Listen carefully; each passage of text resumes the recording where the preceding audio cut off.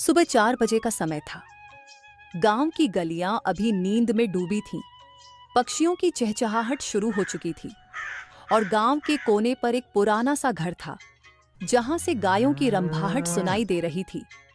उसी घर में ईमानदार और मेहनती दूध वाला था।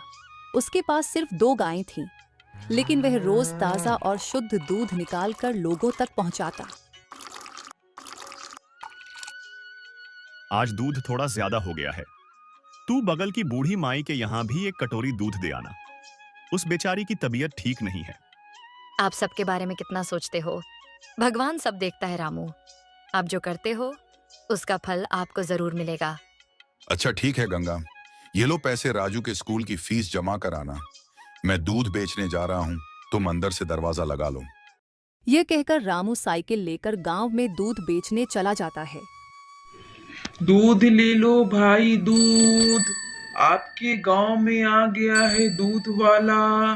ताजा गाढ़ा दूध ले लो, बूढ़े बच्चे सब मिलकर पियो और अपनी सेहत को बनाओ। दूध ले लो। यह सुनकर गांव वाले अपने अपने घरों से बर्तनें लेकर आ जाते हैं। रामू बेटा, तेरा दूध पीकर तो बच्चा दिन भर मस्त रहता है और देखो ना कितना गाढ़ा दूध होता है तेरा। चाची, गायें ही मेरी दौलत है। जो वो देती हैं वही मैं ला देता हूँ। न एक बूंद पानी न मिलावट। रामू, मुझे भी 1 केजी दूध दे देना। वह क्या है ना, गर्मी के मौसम आ गए हैं तो तुम्हारे भैया कह रहे थे कि अब दही जमाया करो। माफ कीजिए भाभी जी, दूध खत्म हो चुका है। जिन जिन को दूध नहीं मिला है उन सबको मैं शाम को आकर दूध दे जाऊंगा। आज फिर से दूध खत्म हो गया। रामू बेटा, तुम एक और गाय क्यों नहीं खरीद लेते? आप ठीक कह रहे हो काका, मैं भी यही सोच रहा था। मुझे भी ठीक नहीं लगता आप लोग को खाली हाथ लौटाना। रामू का दूध शुद्ध और गाढ़ा होने के कारण गांव वाले सब कोई रामू से ही दूध लेना पसंद करते हैं। अब तो रामू के ग्राहक ज्यादा हो जाते हैं। इस कारण रामू की दूध जल्दी ही खत्म हो जाती है और फिर वह सारे दूध को बेचकर घर आ जाता है और अपनी पत्नी से कहता है, सुनो गंगा, मैं कह रहा था कि हमें कुछ और गाय खरीद लेनी चाहिए। हमेशा कोई ना कोई रह ही जाता है। अब तो हमारा काम भी अच्छा चलने लगा है, कुछ और गाय खरीद लेते हैं ना।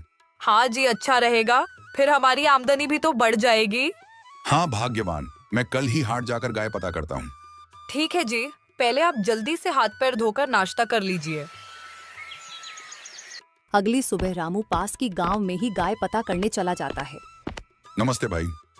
और रामू भाई कैसे हो? भगवान की कृपा से ठीक हूँ। गाय खरीदनी थी इसलिए मैं यहाँ चले आया। पहले वाली गाय तो आपने बहुत अच्छी दी थी, एकदम शांत और दूध भी गड़ा। इस बार भी हमें ऐसे ही गाय चाहिए जो शांत हो और जिसका दूध एकदम गड़ा हो। क्यों नहीं भाई, हम तुम्हें अच्छे ही गाय दिखाएंगे। ये देखो, यह हमारे तबेले की सबसे अच्छी नस्ल है। यह शांत भी है और दूध भी गढ़ा देती है। रामू ने गाय के सर पर हाथ रखा। गाय एकदम शांत थी। रुकिए, मैं इसका दूध आपके सामने निकलवा कर दिखाता हूँ। गाय वाला अपनी नौकरों को कहकर गाय की दूध निकलवाता है और रामू को पीने को देता है। हाँ, दूध तो बढ़िया है और बहुत ही स्वादिष्ट लग रहा है, तो यह गाय पक्की रही।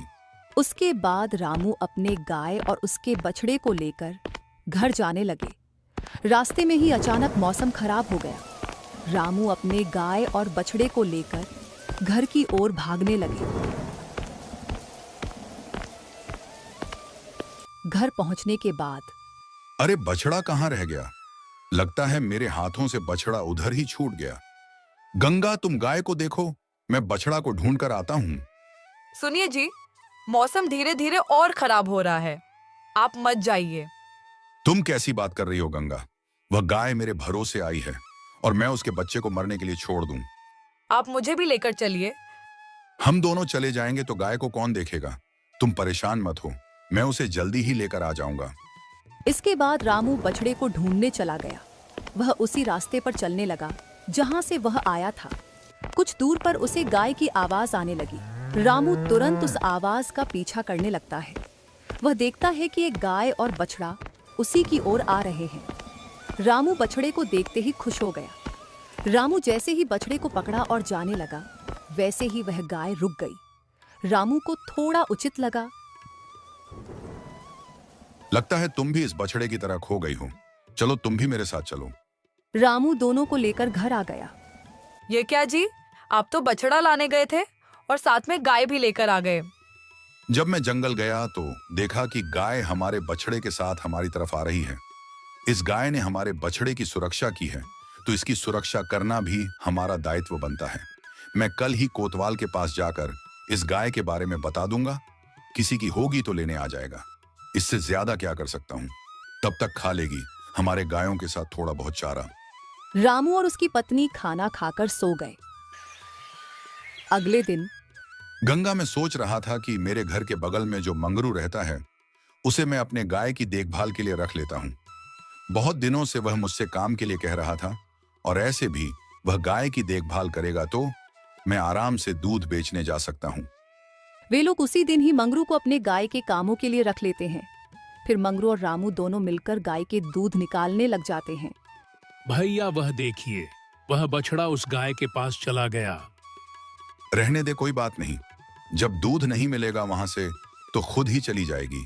बच्चा है ना, भूख लगी होगी। अच्छा सुन, इसके बाद तू उसे उसकी माँ के पास थोड़ी देर छोड़ दे, थोड़ा पेट भर जाएगा उसका। फिर रामू और मंगरू ने गाय का दूध निकाला और रामू ने साइकिल लेकर गांव की ओर दूध बेचने चला गया। आज सबको दूध मिलेगी, कोई खाली हाथ नहीं जाएगा। क्यों रामू, कोई जादू हो गया क्या? नहीं काका, कोई जादू नहीं हुआ है।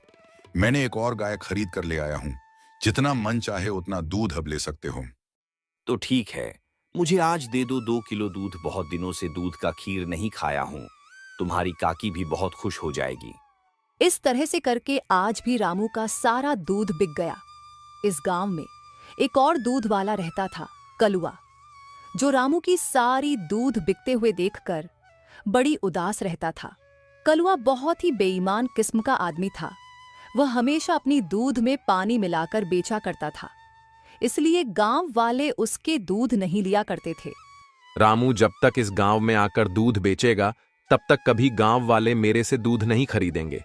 अगर रामू इस इलाके में दूध बेचना बंद कर देगा तो गांव वालों को मजबूरी में मेरे से दूध लेना ही पड़ेगा। मुझे इस रामू का कुछ करना ही पड़ेगा।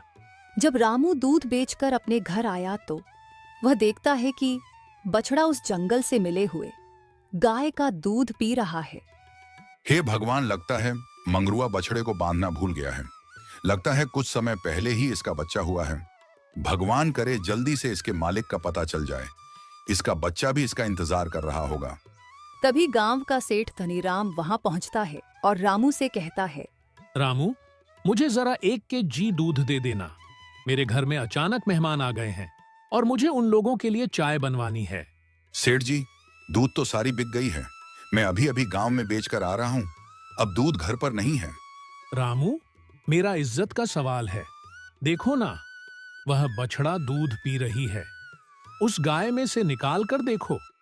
अगर थोड़ा दूध निकल जाता है तो उतना ही मुझे दे देना। ये तो काफी देर से दूध पी रहा है। मुझे नहीं लगता कि ज्यादा बचा होगा। देखता हूँ निकाल कर एक बार। अच्छा रामू, तुम गंगा के हाथों दूध पहुंचा देना। मैं घर जा रहा हूँ। ठीक है सेठ जी, आप जाइए। गंगा घर से एक बर्तन लाकर देना। गंगा ने घर से रामू को बाल्टी लाकर देती है। रामू जैसे ही गाय से दूध निकालना शुरू किया, वह गाय से खुद ही दूध निकलना शुरू हो गया। रामू कुछ सोच ही नहीं पा रहा था। बाल्टी पूरी भर गई और गिरने लग गई। क्या करूं? बंद हो जा, बंद हो जा, रुक जा मेरी माँ। अचानक दूध आना बंद हो गया। फिर से रामू ने दूध निकालने की कोशिश की। दूध आना शुरू हो गया। बंद हो जा। फिर दूध आना बंद हो गया। अरे गंगा, देखो कमाल हो गया। जल्दी से जाकर अंदर से दूसरी बाल्टी लेकर आ। अरे इतना सारा दूध, लगता है कुछ दिनों पहले ही इसका बच्चा हुआ है। इस गाय में कुछ तो बात है। तुम्हें पता है, इससे दूध आना बंद नहीं हो रहा था, और जब मैंने कहा बंद हो जा तो बंद हो गया। सुनिए जी, मुझे तो लगता है ईश्वर की कृपा है, वरना इस तूफान में पहले तो इसने हमारा बछड़े को बचाया और अब इसका इस तरह दूध देना, मुझे लगता है प्रभु की कोई कृपा है। सुनिए जी, ये बात आप किसी को मत बताइएगा। लेकिन यह हमारी गाय नहीं है। कभी भी इसका मालिक इसे लेने आ सकता है।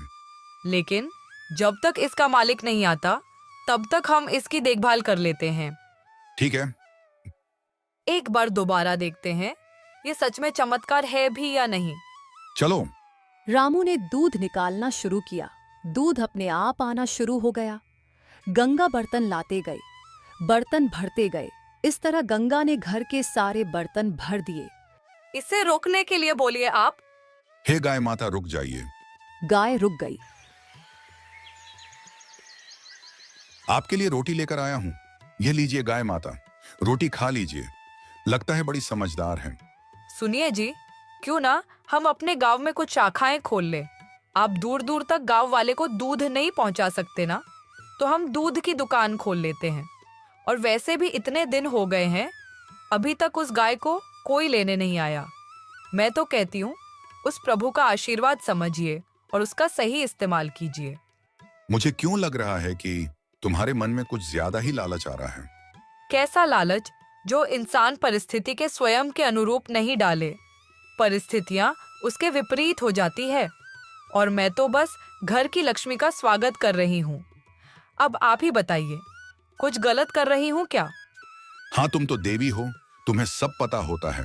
लक्ष्मी माता का उठना बैठना जो है तुम्हारे साथ क्यों? आपको तो कुछ नहीं पता। इसके बाद रामू जगह जगह अपनी दूध की दुकान खोलनी शुरू कर देता है और देखते ही देखते रामू का काम चलने लगता है और एक बड़ा घर बना लेता है। कभी कभी सोचता हूं कि एक वह दिन था जो हम सामान्य सा जीवन बिताया करते थे, और एक आज का दिन है। सब प्रभु की कृपा है। मैंने तो पहले कहा ही था आपसे। देखिए, जिसे आप लालच कह रहे थे, आखिरकार समझदारी निकली ना। सही कहा तुमने। अगर उस दिन हमें वो गाय नहीं मिलती तो आज हम वही सब कर रहे होते। लेकिन ध्यान रखना, वह किसी की नजर में ना आ पाए, वरना कोई भी उसे चुरा सकता है। इसका मतलब जो गाय जंगल में मिली है वह साधारण गाय नहीं है, वह जादुई गाय है। और इस गाय की वजह से आज ये लोग इतने पैसे वाले बन गए हैं। अब मंगरुआ के मन में लालच आ गई। मंगरुआ कहाँ गया? वह दूध गर्म किया या नहीं? लाता हूं दीदी। जा, अब जाकर सो जा। इसके बाद रामू और गंगा सो गए। रात में तबेले में आग लग जाती है। सारी गायें चिल्लाने लगती है। रामू तुरंत उठकर मंगरू को आवाज देता है। मंगरू नींद से उठकर तुरंत वहां पानी डालने लगता है। सब ठीक हो जाता है। रामू गाय को दूसरी जगह ले जा रहा होता है। तभी वह देखता है जादुई गाय उसमें नजर नहीं आ रही। रामू गंगा को सब बता देता है। अब क्या करेंगे हम? दूध कैसे पहुंचाएंगे दुकानों में? अब मैं ऐसा करता हूँ, कुछ समय के लिए दुकानें बंद कर देता हूँ। हाँ, यही सही रहेगा। रामू सब जगह ढूंढता है। पूरी रात बीत जाती है, पर गाय का कुछ पता नहीं चलता। फिर बड़ी उदास मन से घर लौट आता है। कुछ तो खा लीजिए। कैसे खा लूं, तुम ही बताओ। पता नहीं वह कहाँ चली गई। उसकी वजह से आज हम ये जिंदगी जी पा रहे हैं, तो आज उसकी कोई खबर नहीं मिल पा रही है। तो तुम चाहती हो ये सब जानने के बाद भी मैं चैन से खाना खा लूं। अगले दिन फिर रामू सुबह उठकर ही गाय को ढूंढने निकल जाता है। उस दिन भी गाय उसे नहीं मिलती। थक हार कर वह घर लौट आता है। गंगा रामू के लिए पानी लेकर आ जाती है। तभी वहां एक बूढ़ी अम्मा आती है। क्या हुआ रामू बेटा, सब ठीक है? नहीं अम्मा, मेरी गाय कहीं चली गई है। पता नहीं कैसी होगी। बेटा तू चिंता मत कर। पशु अपने मालिक से ज्यादा देर तक दूर नहीं रह पाते। वह जल्दी ही वापस आ जाएगी। बस भगवान करे ऐसा ही हो जाए। चल, अब मैं चलती हूँ। फिक्र मत कर, सब ठीक हो जाएगा। कुछ तो खा लीजिए। ऐसे बिना खाए आप उसे कब तक ढूंढते रहेंगे? आप कमजोर हो जाएंगे, फिर हमारी प्यारों को कौन ढूंढेगा? रामू खाना नहीं खाता, वह पानी पीता है और घर के दरवाजे पर बैठकर अपनी गाय के घर आने का इंतजार करता रहता है। पूरा दिन थक जाने के कारण रामू को नींद आ जाती है। रामू सपना देखता है कि रामू अपनी गाय को ढूंढ रहा है। प्यारो कहाँ है तू? जल्दी आजा घर। तभी प्यारो उस कोहरे में से आते हुए दिख रही होती है। उसके गले की घंटी बज रही है और वह धीरे धीरे उसके पास आ रही है। जैसे ही वो गाय को हाथ लगाता है, उसकी आंख खुल जाती है। वह देखता है कि गाय उसके सामने बैठी है। वह खुश हो जाता है। गंगा, मंगरू इधर आओ, देखो हमारी प्यारो आ गई। देखिए सब ठीक हो गया ना। चलिए अब अंदर आ जाइए और कुछ खा लीजिए। मंगरू, तुम इसे तबेले में बांध दो। नहीं, मैं ले जाऊंगा इसे और खुद ही बांधूंगा। रामू उसे तबेले में बांधता है और उसके सामने रामू घास रखता है और पानी भी रखता है। आज के बाद तुम कहीं मत जाना। तुम्हें पता है मैं कितना डर गया था। ये दुनिया अच्छी नहीं है। यहाँ लालची मतलबी लोग भी भरे पड़े हैं। कौन जाने कब तुम्हें चुरा ले जाए। वादा करो तुम कभी ऐसा दोबारा नहीं करोगी। गाय रंभाती है। तुम खाओ, मैं भी चला खाना खाने। आधी रात का समय एक आदमी कंबल ओढ़कर गाय चुराने की कोशिश करता है। तब तक गाय जोर जोर से आवाज निकालने लगती है। रामू तुरंत भागकर तबेले में पहुंचता है। उस आदमी को गाय चुराते देख डर रामू उसे पकड़ने की कोशिश करता है। रामू के हाथों में कंबल आ जाता है। रामू कंबल को खींचता है, लेकिन वह आदमी भाग जाता है। इस बार रामू ने प्यारों को एक सुरक्षित कमरे में बंद कर दिया। क्या हुआ जी? वह आवाज प्यारों की, वह ठीक तो है ना? कोई प्यारों को चुराने आया था? कहीं तबेले में आग लगाने वाला और फिर प्यारों को चुराने वाला एक ही आदमी तो नहीं? ये कंबल किसका है? यह कंबल उसी चोर का है। अगले दिन रामू प्यारों के पास जाता है और दूध निकालना शुरू कर देता है। मंगरू सुनो, आज तुम प्यारों को जंगल चराने ले जाना। ठीक है मालिक, ठीक है मालिक। ऐसे तुम कल कहाँ थे मंगरू? कब मालिक? जब रात को जोर जोर से तबेले से आवाजें आ रही थीं। कौन सी आवाज मालिक? मैं तो कोई आवाज नहीं सुनी। लगता है गहरी नींद में रहा हूंगा उस वक्त। रामू मंगरू के पीछे जाता है और गले में जो माला थी उसे निकालने को कहता है। अच्छा ये बताओ मंगरू, तुम्हारे ये माला धागा के हुक में कैसे आ गया? वह मालिक कपड़े निकालते वक्त कई बार मेरे इस माला के हुक में कपड़े फंस जाते हैं। शायद इस तरह यह धागा भी फंस गया होगा। ठीक है। रामू अंदर गया और उस कंबल को लेकर आया। तुम्हें यह कंबल और यह धागा एक जैसे नहीं लगता, और इस कोने में धागा खींचा हुआ भी है, और इस धागे का रंग भी इस कपड़े के जैसा ही है। यह कोई इत्तेफाक तो नहीं लगता। मालिक माफ कर दीजिए, यह सब मैंने मजबूरी में आकर किया है। कैसी मजबूरी? मालिक, मैंने कुछ लोगों से कर्ज लिया था अपनी बहन की शादी के लिए, और मैं कर्ज नहीं चुका पाया तो उन लोगों ने मुझे जान से मारने की धमकियां दी। उस दिन मैं आपको और दीदी को बात करते सुन लिया था। मैंने सोचा कि मैं वह गाय बेच दूं, इससे मेरा कर्ज भी उतर जाएगा। कितना कर्ज लिया था उनसे तुमने? 50,000। शर्म नहीं आती? जहां तुम्हें हमेशा रहने को मिला, खाने को मिला, वही चोरी की तुमने। मुझे माफ कर दीजिए मालिक, उन लोगों ने मुझे जान से मारने को कहा था, इसी डर से मैं यह सब किया। रामू अंदर गया और पैसे लेकर आया। जा, ये पैसे तू उन्हें दे दे। ये पैसे तुमने अपने बहन के लिए लिया था। अगर वजह कोई और होती तो तुझे जेल भिजवा देता। मंगरू चला जाता है। रामू के पास वही बूढ़ी अम्मा आती है। अम्मा आप? बेटा क्या हुआ? तू बड़ा परेशान लग रहा है। परेशान मत हो बेटा, वह गाय तेरे पुण्य कर्मों का ही फल है जो तुझे उस जैसी गाय मिली। मैंने देखा कि किस तरह तूने उस तूफान में अपनी परवाह न करते हुए उस बछड़े की जान बचाने का फैसला लिया, और जंगल में तेरे पशु के प्रति इतना प्रेम देख मैं इस गाय के लिए तुझे चुना। अब मेरी उम्र हो गई है, इसका ध्यान नहीं रख सकती, इसीलिए तुझे मैंने उस दिन गाय सौंप दी थी। अब सारी चिंताएं त्याग दे, और हाँ, जिस दिन तुझे तेरे ही तरह कोई नेक इंसान मिले तो उसे यह गाय दे देना। यह गाय कई सालों तक जिंदा रह सकती है और उस घर को संपन्न रखती है। यह जादुई गाय है। धन्यवाद अम्मा, मेरी जिंदगी में इतनी खुशियां भर देने के लिए। अब रामू समझ गया था कि ये अम्मा मेरी मदद करने को आई थी। उसके बाद रामू ने अपनी तबेले में कई बेरोजगारों को रोजगार दिया और एक नेक इंसान की तलाश में भी लग गया।